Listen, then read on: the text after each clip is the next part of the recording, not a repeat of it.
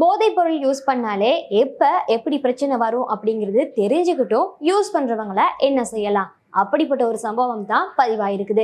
என்ன சம்பவம் அப்படின்னு பார்த்தீங்களா இருந்தா, முல்லைத்தீவு புதுக்குடியிருப்பு பகுதியில ஒரு இளம் குடும்பஸ்தர் போதைப் பொருளை அதிகப்படியாக பயன்படுத்தினதுனால உயிரிழந்திருக்கிறாராம். இவர் யார் அப்படின்னு பார்த்தா 23 அகவையுடைய 10ஆம் வட்டாரத்தை சேர்ந்த இளம் குடும்பஸ்தர் தான் இப்படி ஒரு வேலையை செய்துட்டு மரணித்திருக்கிறாரு. இது மட்டும் இல்லாம நேற்றைய தினத்துல 10ஆம் வட்டாரத்துக்குள்ள இவங்க ஃப்ரெண்ட்ஸோட சேர்ந்து, அதாவது இறந்தவர் இருக்கிறார் இல்லையா, அவருடைய ஃப்ரெண்ட்ஸோட சேர்ந்து இவர் போதைப் பொருளை யூஸ் பண்ணியிருக்கிறாரு.